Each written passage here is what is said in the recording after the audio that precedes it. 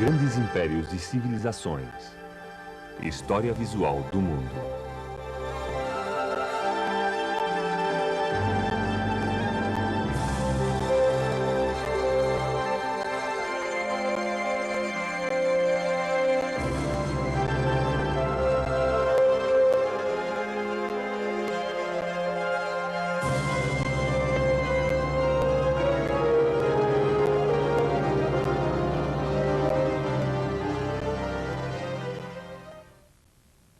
O fim da Ordem Europeia, 1914-1929.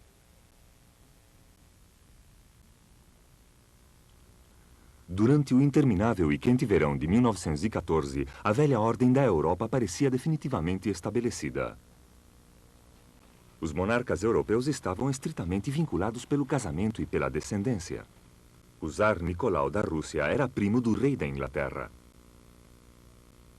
E o imperador da Alemanha era neto da rainha Vitória. Em muitas ocasiões fazia passeios na carruagem do rei da Inglaterra. Tudo isto reforçava a herança pan-europeia, a consciência de uma civilização comum que estava simbolizada pela entente cordial entre os velhos inimigos, Inglaterra e França. Em 1914, a cultura europeia se impôs às demais. A civilização europeia dominava o mundo e os europeus esperavam que assim continuasse.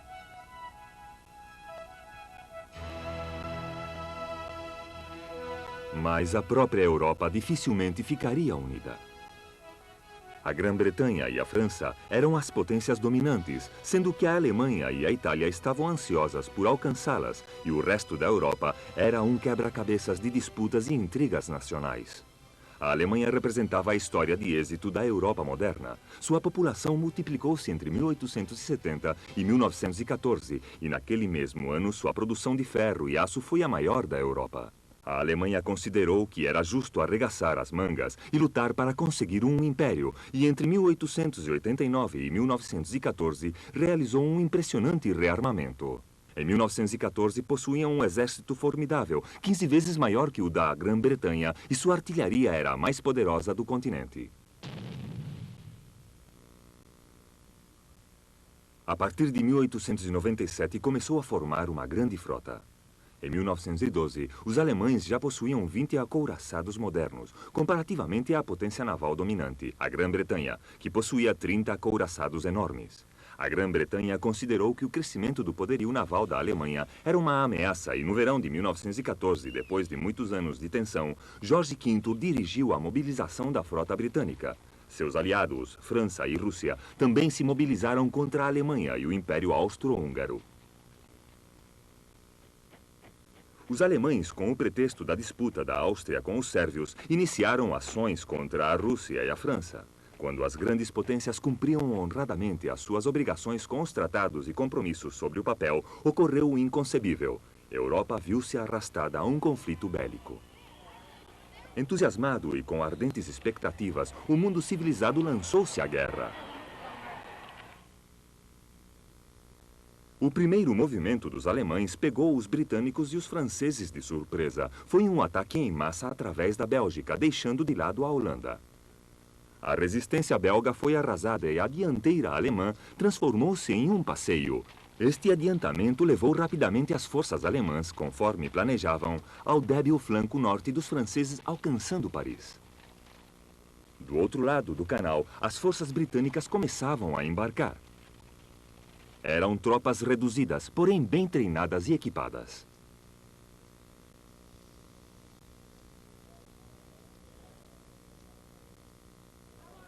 Em Paris, o sentimento anti-alemão produziu diversos tumultos.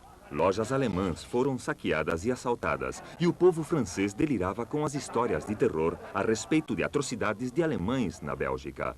Paris estava em perigo. Todos os táxis foram confiscados a fim de transportar tropas para a frente do Marne. Todo o mundo esperava que esta fosse uma guerra de estratégia, uma guerra combatida a galope, dominada pela cavalaria.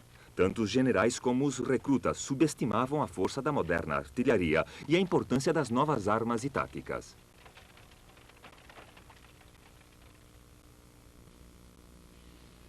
Nas primeiras batalhas da Primeira Guerra Mundial, ambos lados lançaram tropas a uma dura e severa prova.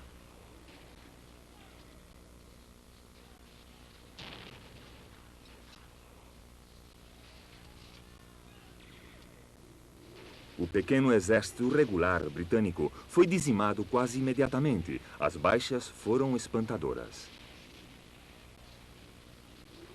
Milhares de homens morreram nos primeiros combates. Esta foi uma guerra que despedaçou o coração da juventude europeia. O primeiro avanço dos alemães na França levou-os até o Marne e quase mesmo a Paris. A continuação, os franceses contra-atacaram e os alemães tiveram que retroceder, vendo-se forçados a manter suas posições defensivas. E em 1914 terminou com uma grande parte do norte da França e Bélgica baixo controle alemão. Durante o século XIX, o objeto da guerra era rodear um adversário, utilizando a carga da cavalaria para ganhar terreno e mudar rapidamente de direção. Em 1914, na Primeira Grande Guerra Europeia, depois de mais de 40 anos, a cavalaria não podia fazer nada contra a precisão de fogo dos fuzis de longo alcance e das metralhadoras. A metralhadora havia se transformado numa arma mortífera de grande precisão. As metralhadoras e a artilharia leve abortavam o avanço das tropas. Os alemães descobriram a trincheira quase por acaso. Uma vez que haviam cavado a terra, podiam frustrar os ataques dos aliados com facilidade. Os britânicos e os franceses persuadiam seus homens para que avançassem contra as resistentes cercas de arame e as profundas trincheiras alemãs. A artilharia ainda não possuía a suficiente precisão para destruir os alambrados ou os elaborados refúgios subterrâneos. As primeiras batalhas importantes da Primeira Guerra Mundial ocorreram quando os aliados tentaram parar o espetacular avanço inicial dos alemães. Quando estes foram contidos e reprimidos, começaram a cavar a terra e cada tropa buscou o flanco do seu inimigo, até que as linhas de trincheiras se estenderam do Canal da Mancha à Suíça. Depois da Batalha de Ypres, no outono de 1914, ambos lados reconheceram que nenhum dos dois podia derrotar o outro.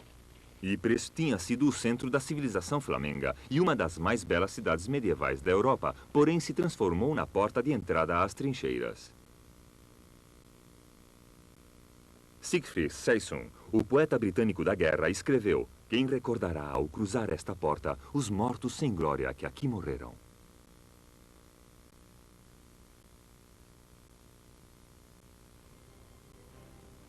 Tanto na Grã-Bretanha como na Alemanha, o patriotismo era alimentado por uma violenta propaganda. Os jovens eram incentivados a lutar pelo rei e pela pátria, oferecendo-lhes, se fosse o caso, a pena branca, símbolo da covardia. Inicialmente, o recrutamento não era necessário na Grã-Bretanha, somente se aceitavam voluntários para as trincheiras.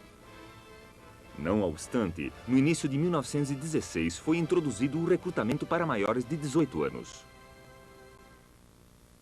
Em ambos lados mobilizaram-se todos os recursos do Estado para a guerra total. Era uma guerra internacional.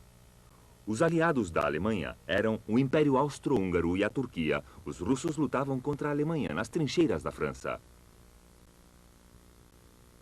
As populações civis estavam organizadas com máscaras antigás, manual de racionamento e cadernetas de poupança nacionais. As mulheres inglesas realizaram um importante papel e animaram os heróis. Atenderam e confortaram os feridos e, à medida que a guerra avançava, também se tornaram membros ativos da população trabalhadora, substituindo os homens nas granjas e nas fábricas de munição.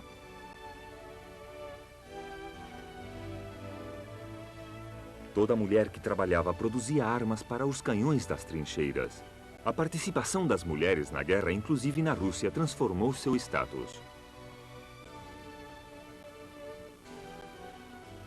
Sem dúvida nenhuma, este fato contribuiu para a sua eventual emancipação na Grã-Bretanha.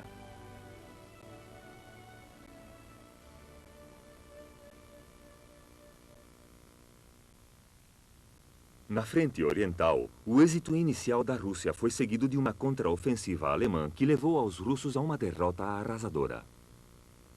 Em 1915, uma nova ofensiva alemã levou à conquista de uma grande parte da Polônia.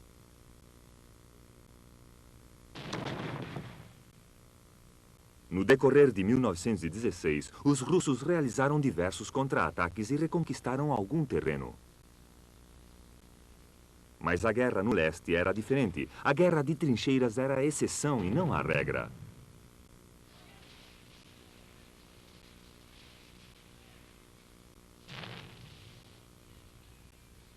Era uma guerra móvel, de movimentos rápidos, e os alemães eram maestros nisto. Depois de 1916, os russos apenas conseguiram manter o terreno. Em Flandres, a linha de frente das trincheiras já havia sido trocada a finais de 1914. Detrás da linha de frente, uma multidão de trincheiras de comunicação, de trincheiras de reservas e trincheiras hospitais foram cavadas e protegidas. Tratava-se de estruturas defensivas poderosas que tornavam impossível abrir uma brecha com os ataques da infantaria. O principal resultado das repetidas batalhas de Flandres para o povo foi uma terra de nada ocupada por cadáveres. Essa parte do norte da França ainda está cheia de desperdícios mecânicos da Primeira Guerra Mundial. Cada vez que se cava em um determinado lugar, se encontram restos humanos. Na Batalha de Somme, no primeiro dia, 60.000 soldados britânicos resultaram mortos ou mutilados. 350.000 soldados franceses e 300.000 alemães morreram em diferentes batalhas de Verdun. Mais de 8 milhões de mortos e desaparecidos, incluídos civis, em 4 anos de guerra. Entre 1915 e 1917, nenhum dos dois lados conseguiu realizar nenhuma ação significativa ou ganhar terreno.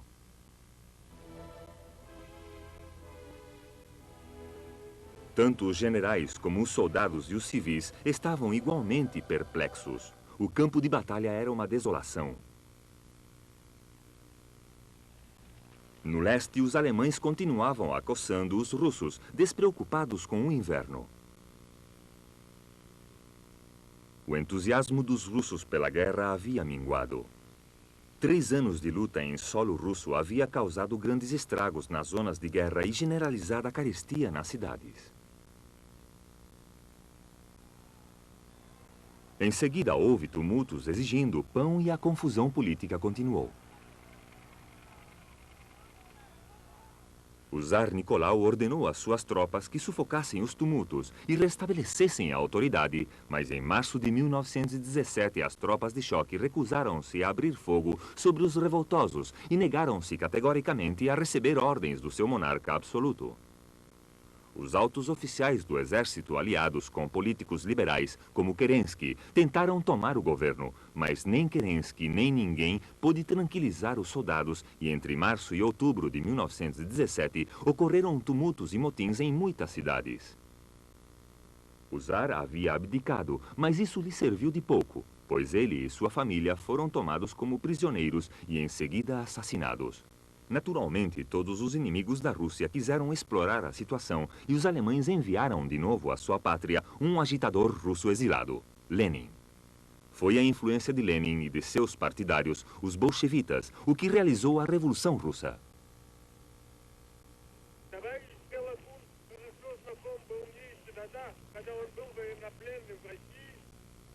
Lenin, cujo nome verdadeiro era Vladimir Ilyich Ulyanov, era o herdeiro de uma antiga tradição russa. Seu vigor intelectual estava unido com um entusiasmo pela política violenta e radical. Seu partido, o bolchevismo, conseguiu explorar o amplo desgaste produzido pela guerra e transformou o exército numa força revolucionária.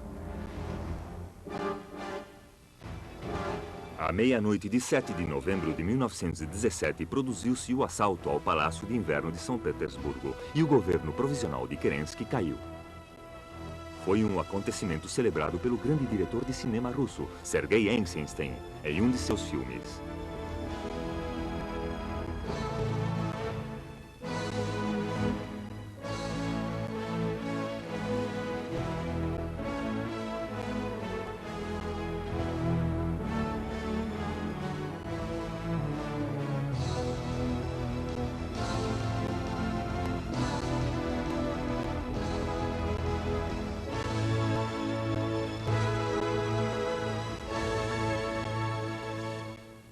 Depois da Revolução, os bolchevistas controlaram as principais cidades da Rússia, mas necessitavam pacificar e controlar as áreas rurais e os territórios orientais. Enquanto isso, os alemães invadiram a Rússia Ocidental, estabelecendo novos estados satélites nas áreas que haviam conquistado. Os russos não conseguiram fazer frente ao avanço dos alemães e retrocederam, abandonando a Polônia, a Ucrânia e os estados Balcãs. Com o Tratado de Brest-Litovsk, em março de 1918, os russos assinaram a paz com os alemães e abandonaram a seus aliados, a Grã-Bretanha e a França. Isto permitiu aos generais alemães situarem-se na frente ocidental e, em março de 1918, avançaram tentando ganhar a guerra em uma ação rápida. No princípio, a campanha de Ludendorff foi coroada pelo êxito, mas as defesas dos aliados resistiram e Ludendorff não conseguiu rompê-las. Com o tempo, as tropas britânicas e francesas realizaram afortunado contra-ataque. A companhia de Ludendorff esgotou as reservas alemãs em um momento no qual os aliados dispunham de recursos quase ilimitados. Um novo aliado, a América, havia entrado na guerra depois de um longo período de vacilação, em abril de 1917. A América havia decidido que não podia permitir à Alemanha dominar a quase totalidade da Europa e talvez até mesmo a Rússia. Os alemães haviam afundado o Lusitânia e outros navios americanos que transportavam provisões à Grã-Bretanha. Um novo exército americano se colocou ao lado dos canadenses, australianos, neozelandeses e outros soldados da Commonwealth, que já haviam lutado ao lado dos russos durante o desenrolar da guerra. Nesta época, a artilharia aliada estava à altura da alemã. Possuía a suficiente precisão como para romper os alambrados e esvaziar as trincheiras da linha de frente, sem prejudicar a terra e sem avisar o inimigo em que lugar podia esperar seu ataque.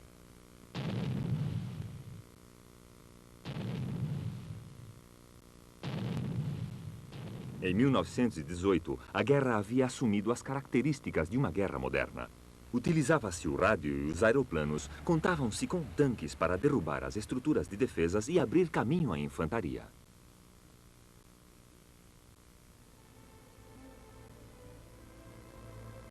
Quando os aliados começaram o contra-ataque final, em outubro de 1918, não sabiam se a companhia havia jogado sua última atacada.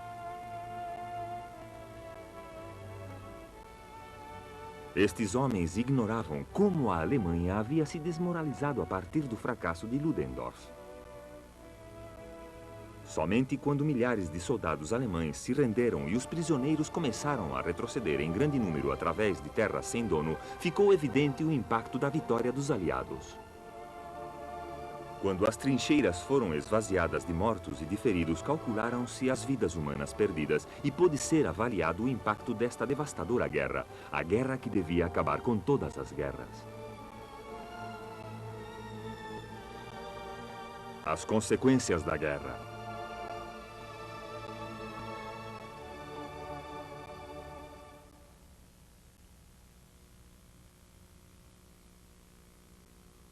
Os líderes das potências vitoriosas reuniram-se em Versalhes, perto de Paris, em janeiro de 1919, com a intenção de dar uma configuração à Europa de acordo com os seus interesses.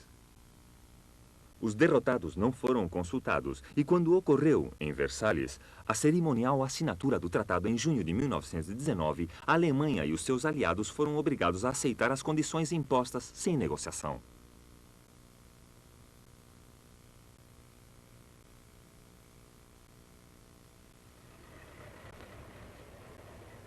O tratado refez o mapa da Europa.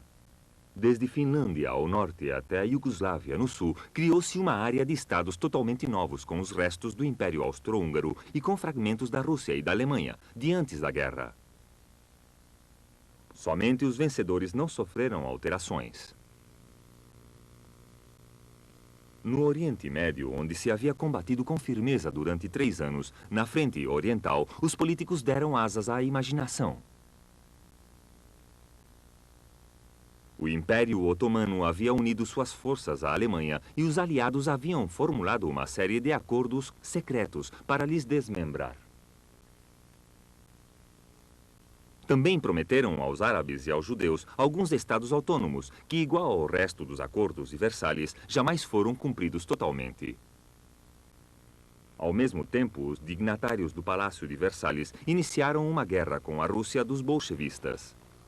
Carros blindados, caros e frágeis, foram enviados para tentar acabar com o governo revolucionário.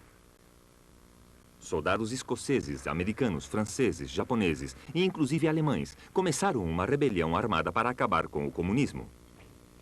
Na vanguarda encontravam-se os russos brancos e o seu exército, guarnecidos desde o Ocidente. Rússia era uma economia rural que lutava para se reestruturar depois da Revolução e as espantosas penúrias da guerra. A fome, a inflação e a confusão econômica formavam parte do legado que herdaram do novo governo comunista.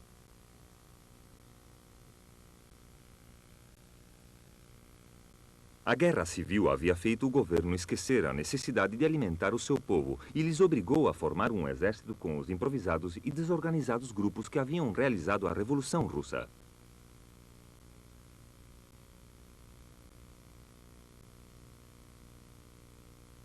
De maneira nenhuma podia-se defender a revolução dos golpes aplicados pelos russos brancos e as potências ocidentais logo a princípio dos anos 20.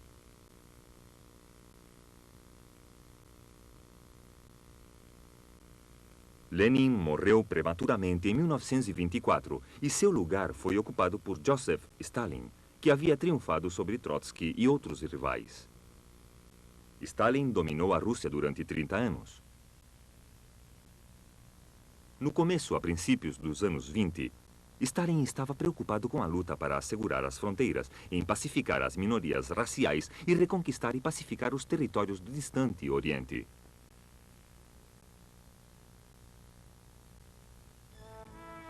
Na América do outro lado do mundo, como consequência da Primeira Guerra Mundial, foi uma década próspera. Parecia como se a América tivesse herdado todo o idealismo e a alegria de viver da Europa pré-bélica. As belas banhistas de Mack Sennett pousaram para a câmera cinematográfica na praia. Inclusive nas cidades havia ou parecia existir de tudo, suficiente para todos. Os anos 20 foram a década da proibição, uma tentativa para suprimir a fabricação e o consumo de álcool na América.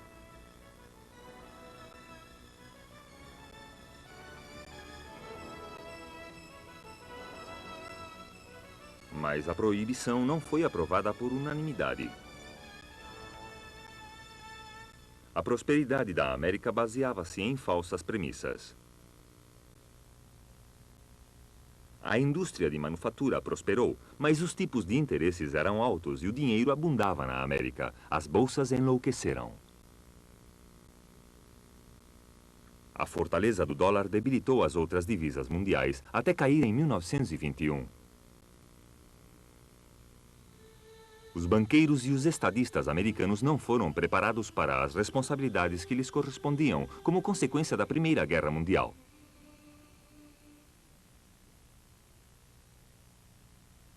Na Alemanha, o principal país derrotado, os anos 20 trouxeram um caos similar à anarquia. O Kaiser foi destituído e foi fundada uma república democrática, mas o povo morria de fome e a moeda alemã perdeu o valor completamente. A economia alemã viu-se consumida por uma inflação galopante. Estas foram as circunstâncias no início dos anos 20, quando Adolf Hitler, com a ajuda de políticos e estadistas alemães conservadores, lançou o seu movimento revolucionário nacional socialista, o nazismo.